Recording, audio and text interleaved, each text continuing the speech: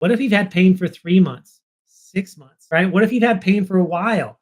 They stop looking for the root cause. They stop looking for what's really causing it. And so, what we want to do is we want to say, what's really underneath it? And one of those things is mold, and we're going to explain how. Dr. Martin Hart, and this is my article on how mold toxicity triggers chronic pain.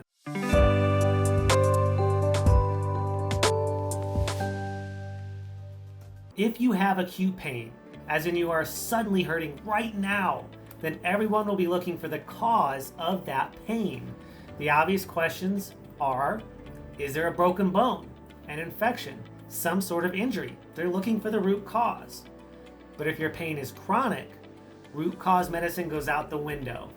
Instead, to alleviate the pain, you might get physical therapy, if you're lucky, some version of pain meds, probably an antidepressant to make you feel better about still being in pain. If you go this route long enough, you know that sadly, you may even get labeled as a drug seeker or an addict looking for more meds. But in reality, you're just exhausted.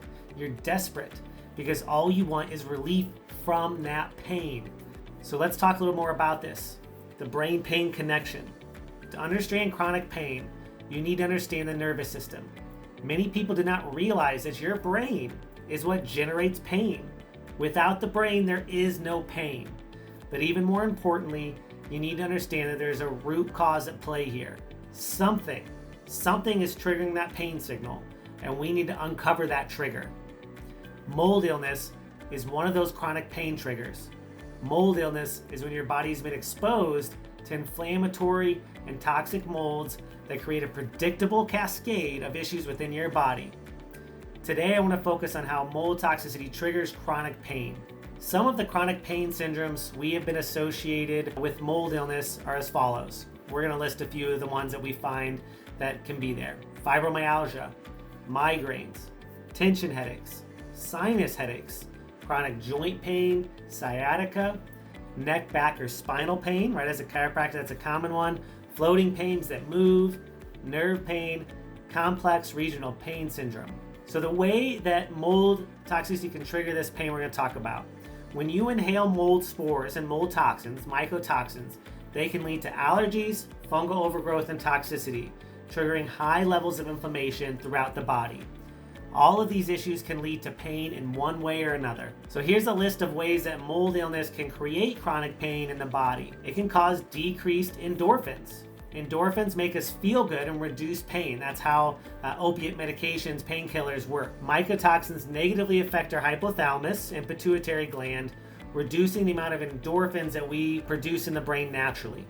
I tell patients this leads to less joy, more pain. Sadly, very true. Increased excitotoxicity in the brain. Mold and the neuroinflammation it creates, the brain inflammation it causes, can lead to excess glutamate in the brain. With glutamate, think of MSG. Glutamate is excitatory and ramps up nerve cells.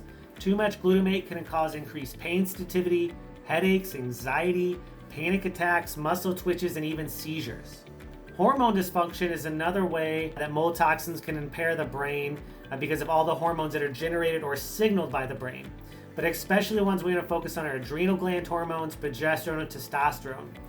Research shows that when these hormones are lowered, especially through mold toxicity, you can feel terrible for a lot of reasons, but one of them is increased inflammation and decreased pain tolerance. When especially progesterone, cortisol, and testosterone go down, you have a decreased pain tolerance. Mold also elevates cytokines, causing chronic inflammation. Mold and mycotoxins trigger our immune system to release all sorts of cytokines, the immune cells that we need to fight off invaders or infections. But these triggers a full inflammatory assault that leaves us chronically achy and sore. Think body aches like the flu. Not to mention headaches this inflammation can cause. Prolonged mold exposure suppresses our immune system, but triggers the inflammation from the immune system, leading to delayed recovery. This is the same pathway that also triggers pain related to histamine intolerance and mast cell activation syndrome. The next pathway with pain and mold illness is cellular hypoxia, or oxygen-starved cells. Mold lowers VIP, a specialized protein that delivers oxygen to our cells. Without oxygen, our cells become out-of-shape marathon runners, trying to finish a race. I love that analogy in my own head. So that's why it can cause chronic fatigue syndrome, lead to fibromyalgia and other pain syndromes, that lack of oxygen to the cells. Next is central sensitization. If your brain has experiencing pain for more than 3 months, it'll take less and less pain to trigger you because your brain is trying to protect you. So it's using less and less stimulus, less and less injury, inflammation to generate that same pain signal. So how can you tell if mold is part of your chronic pain issue?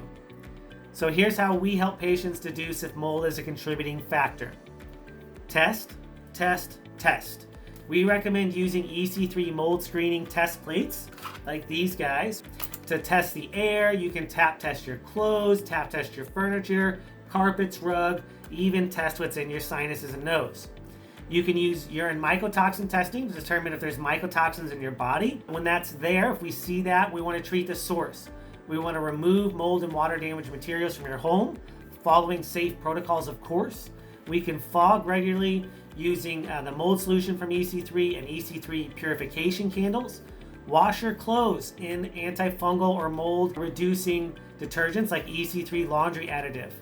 Focus on healing the body next. Bind up your mold toxins using binders. Reduce inflammation by improving your diet and using anti-inflammatory supplements like fish oil, turmeric, NAC. You can support the body in clearing chronic sinus infections with things like Citridrops nasal spray or Sinus Defense 2.0. Also, we talked a ton about hormones. We can work on restoring brain, pituitary, and adrenal hormone balance, things like celtropin, plenty of salt, that sort of thing. And we can retrain the brain. We can use tapping. We can use neurofeedback. Next, we can use things like chiropractic and massage to address neuromusculoskeletal issues.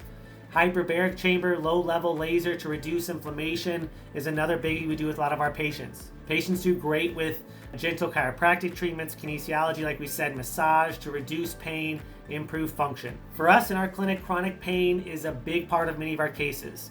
Mold illness very often is one of the major contributors to this pain. It's important, it is vital to address the root causes to promote long-term healing and pain resolution. Don't neglect it, guys, finding out if mold is part of your pain. Guys, if this is interesting to you, you can go back and check out the live we did on YouTube, on Microbalance Health Products YouTube page, and on Instagram. And you guys can check out the article I wrote regarding this on sinusitiswellness.com. Take care.